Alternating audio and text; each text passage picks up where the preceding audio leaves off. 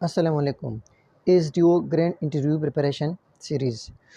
पहली बात ये याद रखिए कि आप लोगों से 50 to 60% क्वेश्चन जो है ये आपके अपने ही सब्जेक्ट में होंगे, मतलब आपने जिस सब्जेक्ट में मास्टर किया है, चाहे वो उर्दू है, पश्तो है, इस्लामियात है, पाक स्टडी है, पॉलिटिकल साइंस है, आईआर है।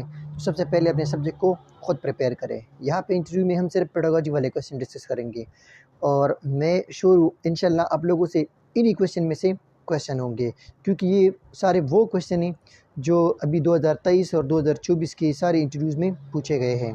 तो बिना टाइम देख के बगैर चलते हैं क्वेश्चंस की तरफ। Interview number 1, question number 1, describe educational planning. मतलब एजुकेशनल प्लानिंग क्या चीज़ है? तो एजुकेशनल प्लानिंग एक ऐसा प्रोसेस है जिसमें हम लर्निंग के लिए गोल सेट करते हैं और स्ट्रेटजीज चूज़ करते हैं। अब आप लोगों से आगे ये सवाल पूछा जा सकता है कि इसमें कौन कौन से स्टेप इन्वॉल्व होते हैं। तो याद रखिए, इसमें पहला स्टेप जो है वो आइडेंटिफाई नीड्स है, दूसरा स्टेप सेटिंग गोल है, तीसरा स्टेप चूजिंग स्ट्रेटजी है, चौथा स्टेप एलोकेटिंग रिसोर्सेज है और पांचवा स्टेप जो है वो इवैल्यूएटिंग द प्रोग्रेस है। नेक्स्ट क्वेश्चन जो है वो है what are approaches to educational planning. There are 3 basic approaches to educational planning. एक जो है सोशल डिमांड अप्रोच है, दूसरा जो है मैन पावर अप्रोच है और तीसरा जो है वो रेट ऑफ रिटर्न अप्रोच है। नेक्स्ट क्वेश्चन है what is eclectic method in education. Education में इक्लेक्टिक मेथड से क्या मुराद है? ये एक ऐसा टीचिंग अप्रोच है जिसमें हम मुख्तलिफ टीचिंग मेथड्स, टेक्निक्स और रिसोर्स को कंबाइन करते हैं, एक यूनिक और इफेक्टिव लर्निंग एक्सपीरियंस क्रिएट करते हैं जिससे स्टूडेंट्स को आसानी हो, जिससे स्टूडेंट्स आसानी से सीख सके। नेक्स्ट क्वेश्चन जो है वो है what is Bloom taxonomy. Bloom taxonomy क्या चीज़ है? ये बहुत ज़्यादा इंपॉर्टेंट है। ब्लूम टेक्सोनॉमी, बेंजामिन ब्लूम एक अमेरिकन एजुकेशनिस्ट था। उसने एजुकेशन के मकासद को 3 डोमेन में डिवाइड किया था। एक कॉग्निटिव था जिसमें हम ये जान लेते हैं कि how we think, learn and use information. एक इफेक्टिव डोमेन था जो इमोशनल और एटीट्यूडल लर्निंग के साथ डील करता है। तीसरा जो है वो साइकोमोटर डोमेन है जिसमें फिजिकल स्किल, कोऑर्डिनेशन और मूवमेंट के बारे में हम सीखते हैं। इसके बाद आप लोगों से ये क्वेश्चन पूछा जा सकता है कि ब्लूम टेक्सोनॉमी में जो कॉग्निटिव डोमेन है उसके कितने लेवल है? तो इसके 6 लेवल है। पहला लेवल नॉलेज है, यानी चीज़ों को याद करना, फैक्ट्स, टर्म, बेसिक कंसेप्ट, इसको मेमोराइज करना। दूसरा स्टेप कंप्रेशन है, चीज़ों को समझना। तीसरा स्टेप एप्लीकेशन है, यानी नॉलेज जो आपने सीखा है उसको नए सिचुएशन में यूज़ करना, यानी किसी प्रॉब्लम को सॉल्व करना। एनालिसिस, इंफॉर्मेशन को ब्रेक करना ताकि इसका हम एक दूसरे के साथ रिलेशन हम जज कर सकें। सिंथेसिस, कोई नई चीज़ तख्लीक करना। ओल्ड जो लर्निंग की है आप लोगों ने उसके बेस पे कोई नई चीज़ तख्लीक करना। और इवैल्यूएशन जो है किसी चीज़ के बारे में जजमेंट देना कि ये चीज़ कितनी हद तक इफेक्टिव है। नेक्स्ट क्वेश्चन जो है सुपरविजन क्या चीज़ है? Supervision is the process of overseeing and guiding education. ये ओवरसीइंग वाला लफ्ज़ बस इसमें सब कुछ आ गया। ये एक ऐसा प्रोसेस है जिसमें हम किसी बंदे या किसी ग्रुप के ओवरऑल जितनी भी वो एक्टिविटीज़ है, टास्क है जो उनके हवाले किए गए, उस सब को हम चेक करते हैं। किस लिए? To achieve specific goal, task and objective. ठीक है। अब आप लोगों से ये क्वेश्चन भी पूछा जा सकता है कि सुपरविजन में कौन कौन सी चीज़ें इंक्लूड है। तो इसमें मॉनिटरिंग जो है वो इंक्लूड है। मॉनिटरिंग करना पड़ता है, फीडबैक देना पड़ता है कि ये काम ठीक है, ये गलत है, इसको इस तरह करना चाहिए, मतलब गाइडेंस देना चाहिए। इस तरह सेटिंग स्टैंडर्ड एक्सपेक्टेशन हो, supporting growth and development, ensuring accountability. अच्छा, आप लोगों से सुपरविजन के बारे में ये भी पूछा जा सकता है कि सुपरविजन के मकासद क्या है। सुपरविजन के 3 बड़े मकासद है: इफेक्टिव परफॉर्मेंस, प्रॉब्लम को सॉल्व करना और सपोर्टिव एनवायरनमेंट जो है या प्रोडक्टिव एनवायरनमेंट क्रिएट करना, बनाना। नेक्स्ट क्वेश्चन जो है गाइडेंस क्या चीज़ है? तो गाइडेंस हम इस तरह डिफाइन कर सकते हैं कि a process of helping students to discover their potential, abilities and interest to achieve their personal, social and academic goal. मतलब स्टूडेंट की सलाहियतों को फाइंड आउट करना, उसके इंटरेस्ट को फाइंड आउट करना ताकि वो पर्सनल, सोशल और एकेडमिक गोल को अचीव कर सके।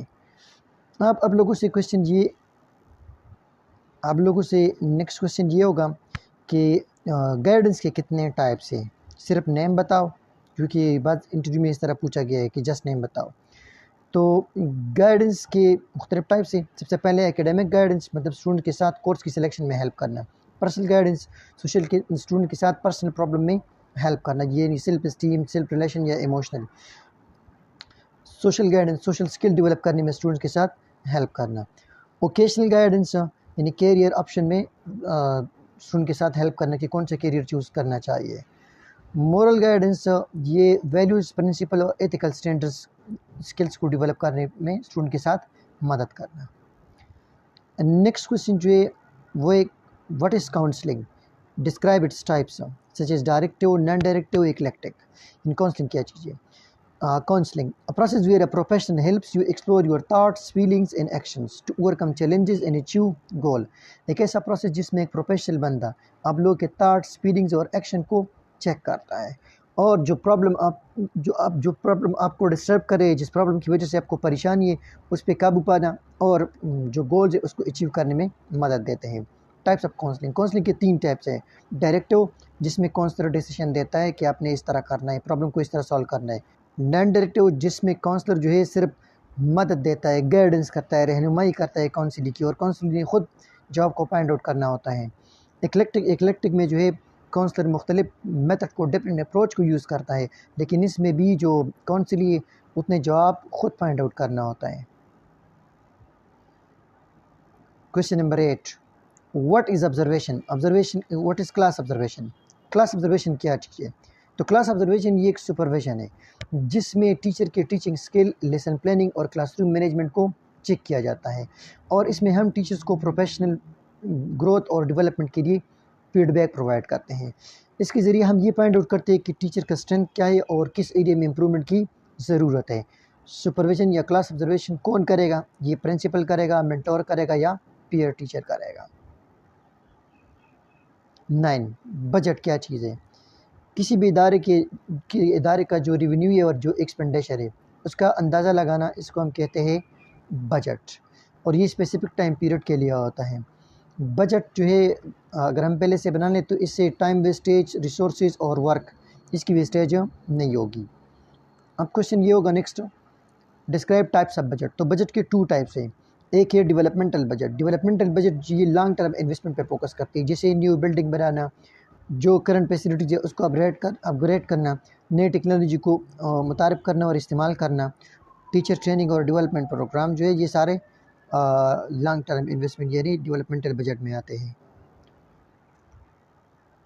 अब नॉन डेवलपमेंटल बजट वो बजट है जो फोकस करता है रिकरिंग एक्सपेंसेस। रिकरिंग एक्सपेंसेस में जो एक्सपेंसेस बार बार होते हैं, जैसे कि सैलरी है, अलाउंसेस है, यूटिलिटी बिल्स है, स्टेशनरीज है, मेंटेनेंस ऑफ एग्जिस्टिंग इंफ्रास्ट्रक्चर है, ये सारे बार बार जो है इस पे खर्चा होता है, यूज़ होते हैं, तो इसको हम नॉन डेवलपमेंटल बजट कहते हैं।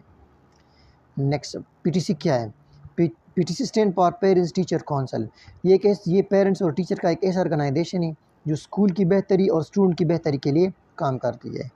पीटीसी के कितने मेंबर्स होते हैं? पीटीसी के 8 मेंबर्स होते हैं, जिसमें 4 पेरेंट्स है और 4 अदर मेंबर है, और एक सेक्रेटरी है। सेक्रेटरी जो है वो स्कूल का हेड मास्टर होता है। एक चेयरमैन है जो पेरेंट्स से सेलेक्ट किया जाता है। एक मेयर होगा यानी नाजिम होगा। इस तरह रिटायर्ड मुलाजिम या पेशेमाम होगा। पीटीसी का सिलेक्शन प्रोसीजर क्या है? सिलेक्शन प्रोसीजर यानी जितने भी पेरेंट्स आते हैं उसमें सिर्फ एजुकेटेड पेरेंट को सिलेक्ट किया जाएगा। अब अगर नंबर 4 से ज़्यादा यानी पेरेंट 4 से ज़्यादा है तो फिर वोटिंग की जाएगी, और 4 ऐसे पेरेंट जो सबसे ज़्यादा वोट लेते हैं उनको एज ए मेंबर सेलेक्ट किया जाता है। चेयरमैन जो है उसकी सिलेक्शन के लिए 51% मेजॉरिटी वोट की ज़रूरत होती है। अब जो पीटीसी के जो सिलेक्शन है इसके लिए रूल्स क्या है? रूल्स जो है वो ये कि मेंबर 3 साल के लिए मुंतखब होंगे। मेंबर मुंतखब करने के लिए जो पेरेंट्स की अटेंडेंस है वो कम से कम 50% होना चाहिए, और इस तरह चेयरमैन ये पेरेंट्स से ही सेलेक्ट होगा। और अगर एक बच्चा स्कूल छोड़ जाए तो उसके जो वालिद साहब होते हैं उसकी मेंबरशिप ऑटोमेटिकली ख़त्म हो जाएगी। इस तरह अगर एक मेंबर कंसेक्यूटिव 3 मीटिंग्स में हाज़िरी नहीं देता तो उसकी भी मेंबरशिप ख़त्म हो जाएगी। Next question, what do you know about responsibility of PTC chairman? Chairman की रिस्पॉन्सिबिलिटी क्या है? चेयरमैन मीटिंग कंडक्ट करेगा यानी मीटिंग की हेडिंग करेगा। फाइनेंशियल मैनेजमेंट जो है उस पर फोकस करेगा यानी जो पीटीसी फंड है उसको अकॉर्डिंग टू प्रिंसिपल यूटिलाइज़ करेगा। इस तरह सेक्रेटरी के साथ जॉइंट अकाउंट होगा और बेटर कम्युनिकेशन और कोऑपरेशन करेगा, और पीटीसी में इंटरेस्ट रखेगा। 16, रिस्पॉन्सिबिलिटीज़ ऑफ सेक्रेटरी। सेक्रेटरी की कौन सी रिस्पॉन्सिबिलिटी है? सेक्रेटरी की सबसे पहले ये रिस्पॉन्सिबिलिटी है कि जितने भी डॉक्यूमेंट्स है, रसीद है, चेक बुक है, इसकी हिफाजत करना। इस तरह मीटिंग के लिए इनविटेशन लेटर जो है वो पेरेंट्स की तरफ भेजना, और मीटिंग किस मकसद के लिए हम अरेंज कर रहे हैं यानी एजेंडा ऑफ मीटिंग, ये भी सेक्रेटरी का काम है। इस तरह जब मीटिंग हो जाए तो रिपोर्ट तैयार करना और फैसला करना ये भी सेक्रेटरी का काम है। इस तरह 3 महीने की जो रेवेन्यू है और जो एक्सपेंडिचर है इसका गोशवारा तैयार करना, और इस तरह जितने भी एक्सपेंसेस प्रिंटिंग पे या कॉपी पे आते हैं उस सब का भी रिकॉर्ड रखना। अब मेन जो क्वेश्चन जो ज़्यादा पूछा गया है वो कौन सा है, what is the role of PTC, PTC का मेन रोल क्या है। तो याद रखें पीटीसी का मेन रोल ये better utilization of PTC fund. इसके बाद इनरोलमेंट को इंक्रीज़ करना, एब्सेंटिज्म को डिक्रीज़ करना, ड्रॉप आउट को डिक्रीज़ करना, पेरेंट्स को एजुकेशन के बारे में अवेयर करना, स्कूल की मॉनिटरिंग करना, रूम्स की मॉनिटरिंग करना, और जो काबिल स्टूडेंट हैं उनकी हौसला अफजाई के लिए उनको गैप देना, और जो डिज़र्विंग स्टूडेंट्स हैं उनके साथ माली इमदाद करना। तो ये पहली इंटरव्यू थी। इंशाल्लाह नेक्स्ट इंटरव्यू कल अपलोड करूँगा। अल्लाह हाफ़िज़।